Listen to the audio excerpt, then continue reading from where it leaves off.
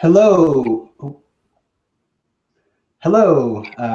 Thank you for tuning in and joining us today. My name is Travis Newbill. I live and work here at Shambhala Mountain Center, where next spring 2016, we're so glad to be hosting a week-long meditation retreat that's going to be led by Lodro Rinzler, who I'm happy to say we have on the line today for some discussion about meditation practice, how meditation may work in our day-to-day life, as well as what the value of longer, more intensive meditation retreats are. A little bit about Lodro, in case you're not familiar. He's been a Buddhist meditation teacher for 14 years and is a very popular, well-known author of meditation and Buddhist books, including The Buddha Walks into a Bar, Walk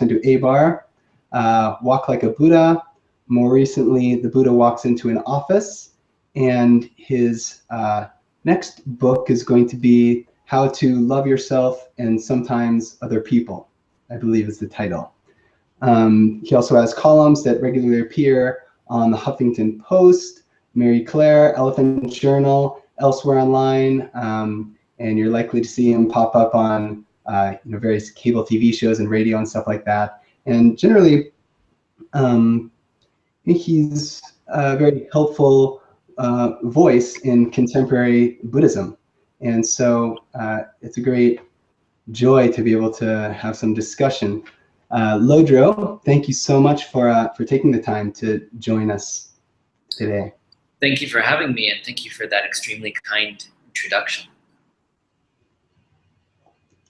And so I think Lodro is joining us from New York City. Before we started the broadcast, he mentioned that he just finished up a meeting, and then he popped over and rented an office space next door, and that's where he's joining us from.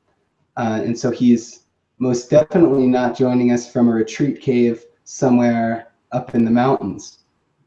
And I think that Lodro, that you hold this view of living a mindful and compassionate life and embody it in such a way that you can share it. It's kind of midstream like this, from meeting to office space to video call, this sort of thing.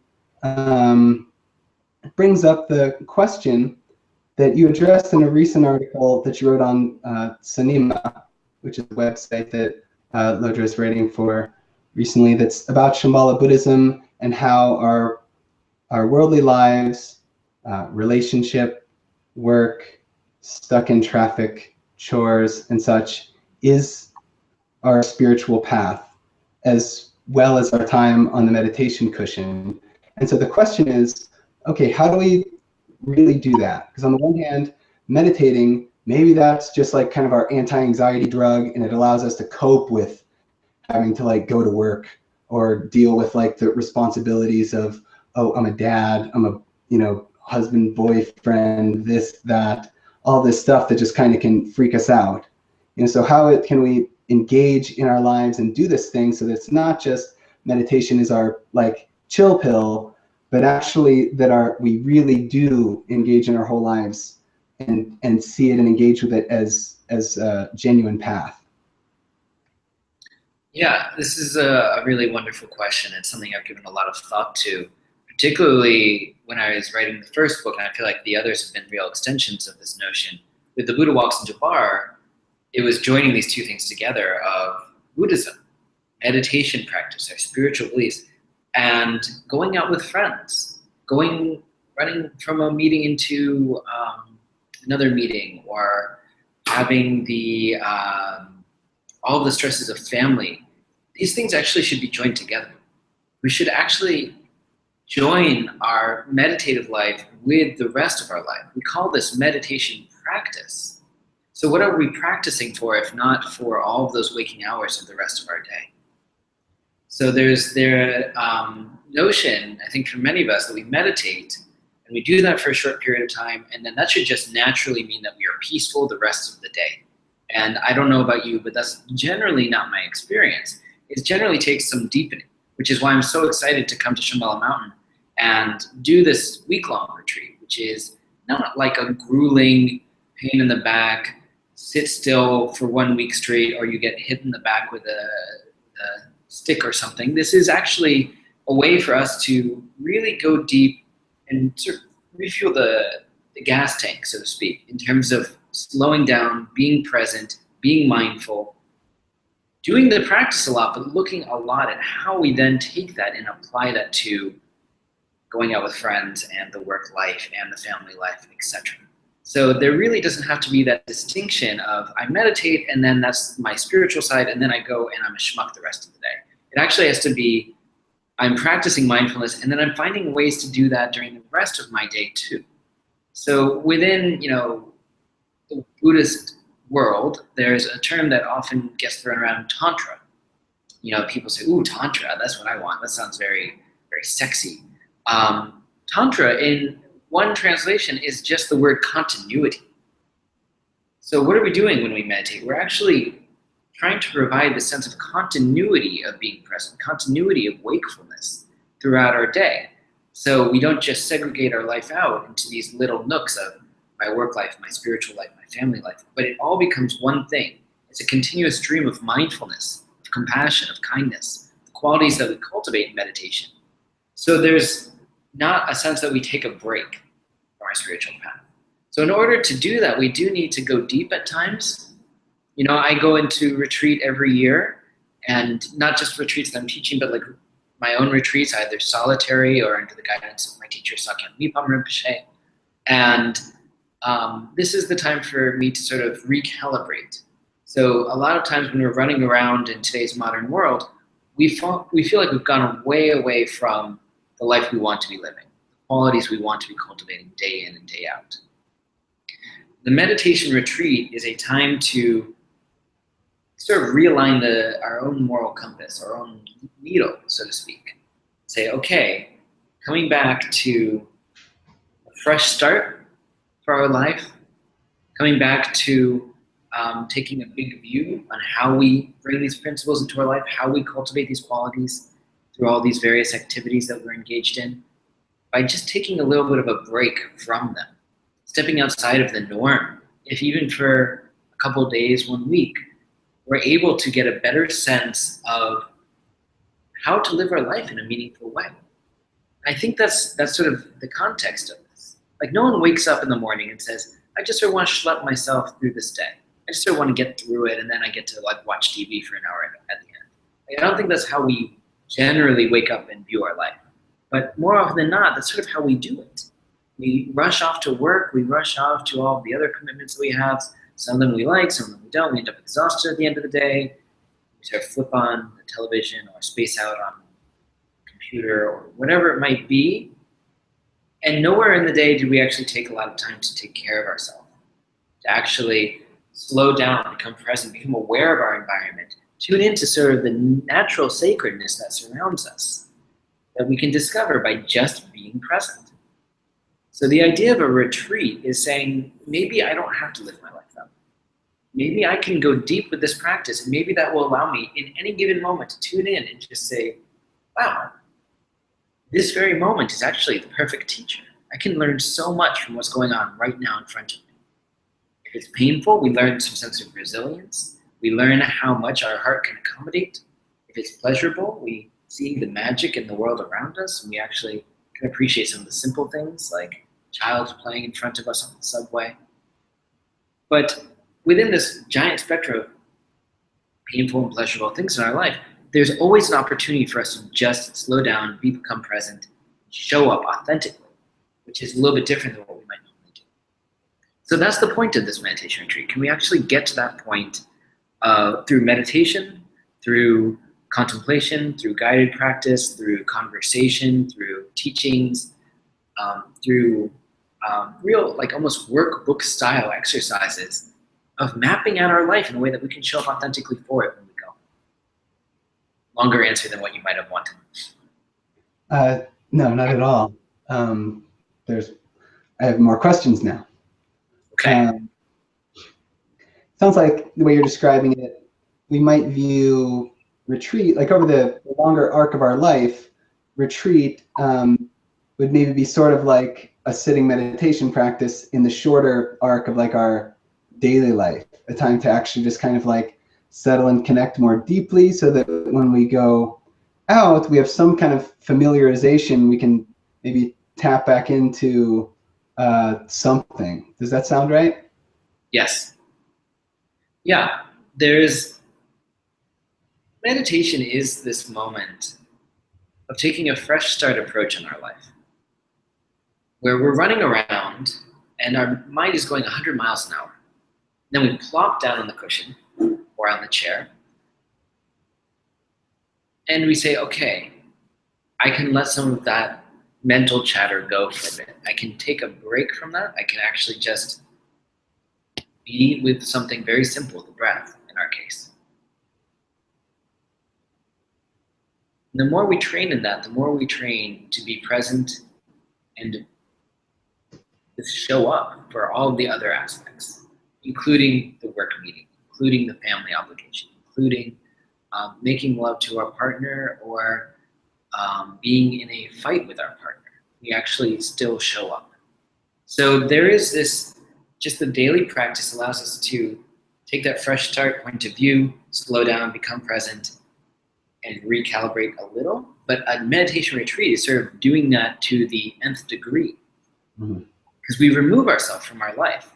We remove ourselves from a lot of the typical distractions. It's not like we're meditating, our phone goes off and we say, I should return that text as soon as I'm done, right? There's no text to return because that's not the obvious distraction. We get into just really going deep and looking at our mind, becoming familiar with who we actually are, what actually matters to us. And then when we go back into the world after that longer period, that longer meditation period, then we have more energy to engage authentically. Then we have a sort of, like I said before, we've refueled the tank. We have a full tank to work with in terms of engaging everyone in our world. I think my next question, I think, applies to maybe looking at retreat and how much time, may be good for retreat, how much retreat we should aspire to do, but also, like on the daily, how much meditation we aspire to do every morning and that sort of thing. A lot of the teachings that I hear recently, in the Shambhala tradition, really emphasize like quality over quantity, and don't try to be a hero. And alongside that, there's somebody that is in my like work life, email life, who's below their signature. They have this little Zen quote, Zen proverb, and it says, sit zazen for 20 minutes a day, unless you don't have time, and then you should sit for an hour. And I tried that recently, and when I got up, I was completely freaked out because then there was no time for like breakfast, shower. I was late for work, and like my whole day, I felt like I was like, oh, I meditated too much. And so like the question that I don't think I've maybe heard asked or answered is like, how much meditation is like too much meditation? Like, how do we, because sometimes I'm like, oh, if only I could sit for another, 45 minutes right now, that would be really good, but I can't. Or if only I could go into retreat for like a month instead of a week, like, oh, then maybe I'd really connect. So how do we reconcile that? That's sort of, those of us who have really connected with the value of meditation practice and knowing that like, wow, there's really something to offer here. And that feeling that sometimes I have, like, I'm only really getting the tip of this. And that's really where, seeing how our whole lives can be the path is like a really important and hopeful idea, but there's still like something to reconcile there that I wonder if you could speak to. Yeah. I mean, it is an interesting question because there's no catch-all. It's not. You might as well ask me, what color shirt should everyone wear? Well, I like red, so I think everyone should wear red. But I have meditation student Eric who has 3 children under the age of 6, and even though he would like to sit a lot, there's a basic reality of his existence between work and family, and everyone getting up starting around like 5:30 in the morning, and he has been able to make it work so that he can sit for about a half hour every morning before everyone gets up, which is amazing. And it takes some real discipline. It took him some time to get to that. But at first it was just 10 minutes a day. And that's also wonderful.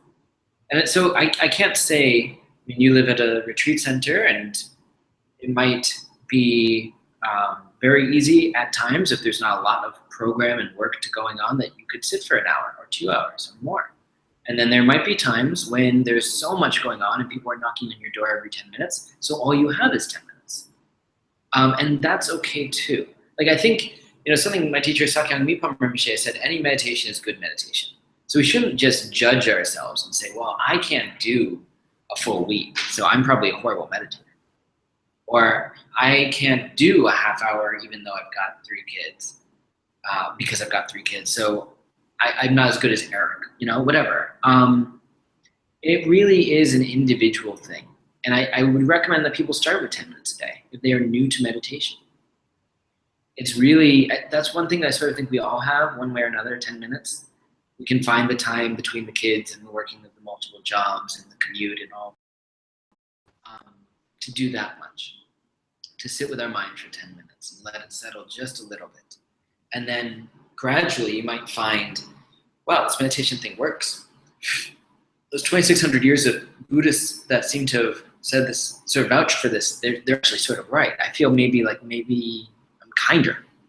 Maybe I'm more present with people. Maybe I didn't snap at that person, so I'm a little bit less of a jerk than I used to be.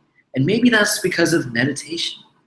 And when you get that sense of, I don't want to say payoff, but sort of experiential understanding of the benefits of meditation, then you might be propelled forward to do it more, to actually go deeper with it. And deeper, in your case, if you have lots and lots of commitments, might just be 15 minutes. It might mean a half hour. It might mean going on a weekend retreat, or it might mean going and saying, you know what, family, work, I'm taking a week off and doing something crazy, like going to the mountains to meditate with this guy with a weird Tibetan name. It's really very personal. But one of the things that I think is interesting in my years of working one-on-one with students is that people often hesitate and say, "Oh, I don't know if I can do a weekend. I don't know if I can do a week."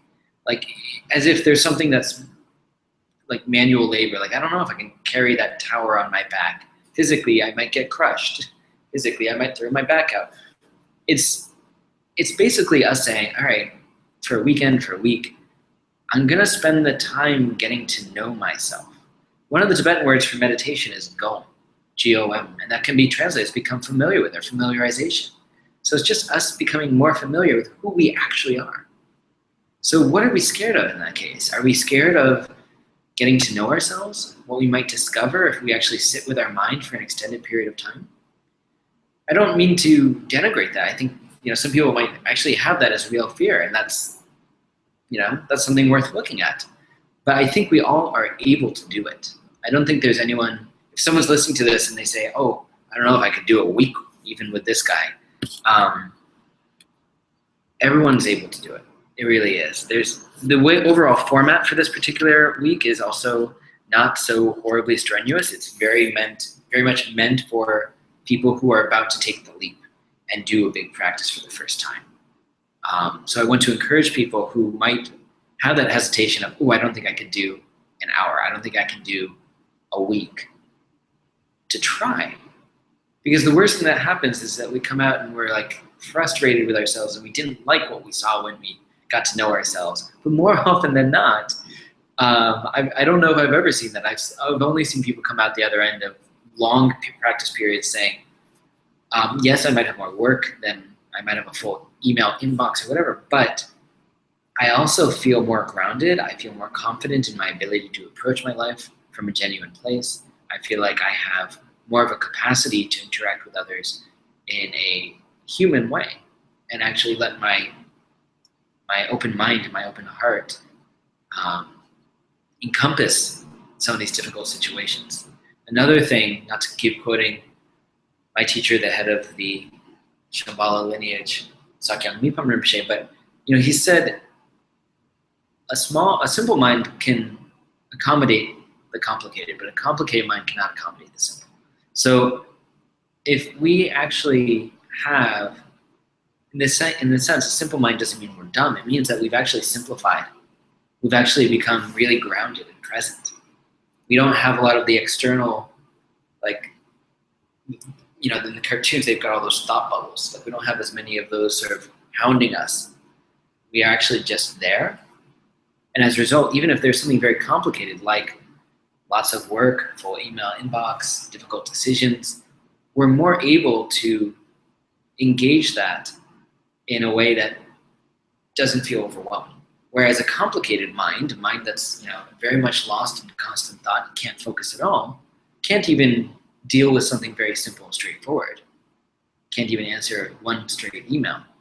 So I think there is some sort of investment quality. In today's world, all these articles are being written about meditation and how it makes you more productive. So all of you entrepreneurs and CEOs should all do meditation. And again, I'm like, 2,600 years of research has shown that these, it does help. But if you want to put it in sort of worldly context, sure, yes. Like, your gray matter in your hippocampus increases, which means that you are less stressed out and more able to focus. And there's more activity in the ACC in the brain, which means that you're less prone to knee-jerk reactions, or able to self-regulate. These are all great things. So people are sort of using some of the science to say, well, you'll be better at work, you'll be better in your relationship, you'll be better in whatever. And I think it's just you knowing yourself better. It's you becoming more simple, you becoming more straightforward as a human being. And that allows you to accommodate whatever comes next, whether it's a lot of work or something else.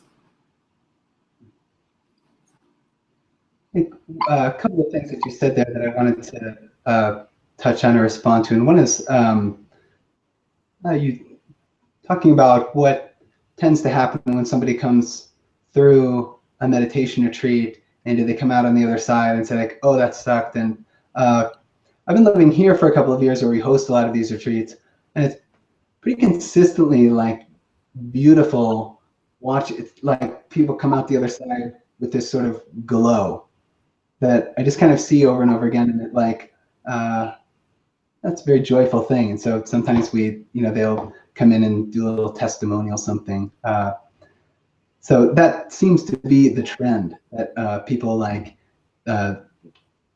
do all the work that it takes to actually clear the week. They jump in, and then it's like something has to happen. And then there's something that you said there related to the daily practice that I think jumped out at me, and I may ask you to say a little bit more about. And that was, I think, the idea of flexibility, or that some days, yeah, I have 45 minutes and that's awesome. And then other days or other times of the year or time this and that, maybe it's just 10 days. I think that something happens for myself and for the people that I know who really aspire to have a daily practice, that it gets kind of rigid. We're like, well, if I have a successful practice, and it's this hour block on my Google Calendar or whatever, that's meditation time. And if I miss that, then I've fallen short, something like that. But it's life doesn't seem to fit into those blocks so neatly. And so I wonder if that's been your experience as a meditation teacher, hearing from people, and something that you've had to address, where maybe there's some there's a balance between being too rigid or too lax in trying to keep a daily practice, and if that's something that you may have any advice for working with in a kind way. Yeah, I mean, there's this fine line, as you were just saying, between laxity and a sense of rigidity, you could say. And there's some, I don't want people to sit there and say, wow, it's really cozy in bed today. And Lodro, he said, I don't really have to meditate because I could probably do it later, when I've got less time, but I'll fit it in later. There's something that we often fool ourselves saying we don't have the time to meditate, or we're too busy. What's the point anyway? These are very traditional obstacles that are often just referred to as laziness, speedy busyness, and disheartenment. So what we should do in these cases is actually apply some of the antidotes. And the antidotes is actually knowing why we meditate to begin with. And for some people, that might be because I want to be more present, this whole showing up for your life thing, that sounds good to you. For some people, it might be, it makes me kinder, it makes me less of a jerk. Whatever your personal motivation is for meditation, you can allow that to actually rouse you beyond whatever sense of laziness you might have. There's also trust or faith. Faith is often a loaded word within Buddhist circles, but faith here means faith in your own experience. Faith is that little moment when you actually were able to just relax with the breath and it did feel peaceful. Maybe that's why they call this practice peaceful abiding. When you have that sort of moment, you say, oh, that was really good and I want to do that more. And the way I do that more is actually practicing. So I have to make the time for it. I can't be so busy. I have to actually prioritize my time. And then another one is suppleness or inquisitiveness of mind. When we do feel like, oh, I'm so busy. What's that about? We actually get very inquisitive, curious with ourselves and say, is that true? Do I really not have 10 minutes? So there's that sense of flexibility that you were talking about. And then finally, there's just that aspect of exertion where if we feel disheartened, if we feel lazy, whatever, we say, I'm just going to push myself to do it. I'm going to go a little bit beyond my comfort zone. And if you've ever gone to, it's hot out where you are and it's high up and you say, well, I should run. All I do is meditate, get a little round. I should run. And you sort of start to talk yourself out of it, but then you say, all right, I'm just going to do it. You exert yourself, you go out, and then you feel great after because you did sort of do what you wanted to do, and physically it feels wonderful. That's the sense of exertion with meditation. It's just exerting ourselves a little bit beyond that temporary hesitation and getting to the cushion, not forgetting the technique, actually tuning in, coming back to the breath over and over again. So we have a sense of discipline. Some discipline in terms of applying ourselves to our practice. And this is very different than the rigidity, which is if I don't do my half hour, I'm not going to be able to I shouldn't meditate at all. That's a whole other way of tricking ourselves that we shouldn't be meditating.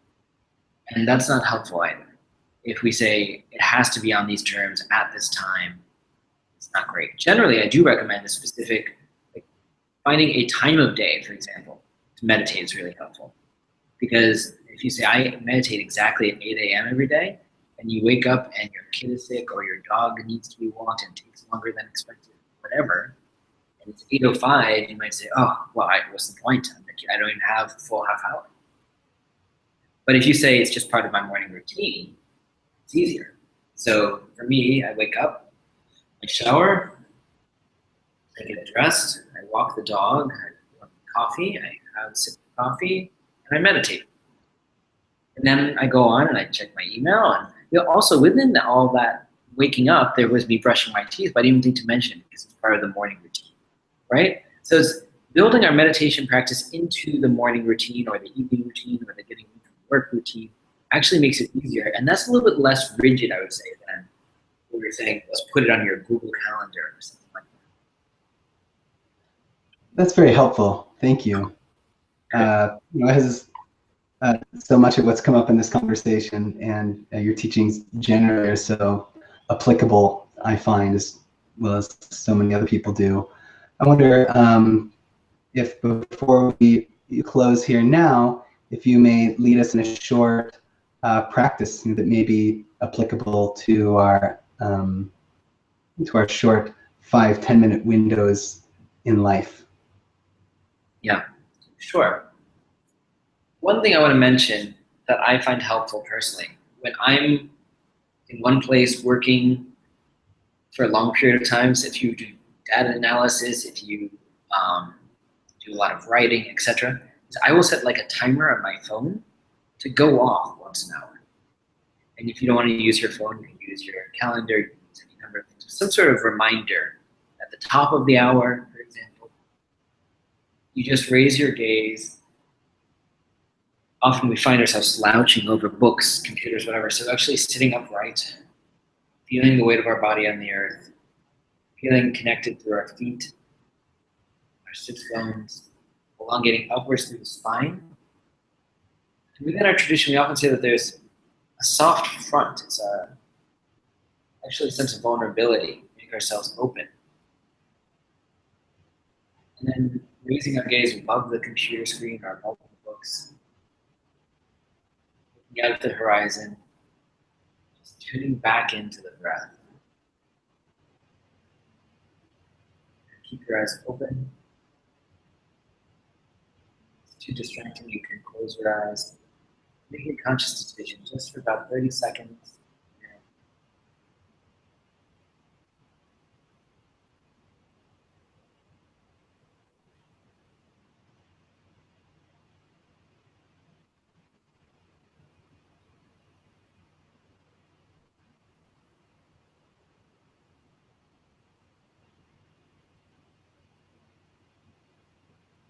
And when you're ready, let your gaze fall back to your work, and in that way you hit that fresh start button. We're talking about in terms of the morning practice. Every morning we take a fresh start, sit down. You can actually imagine it's the first time we've ever meditated. We take that sort of like beginner's mind. All right, I'm just going to engage this wholeheartedly, see how it goes. And then having done that in the morning, if we do this once an hour even, for 30 seconds, a minute, just take a little gap out of our day because we're often running around. It's so speedy.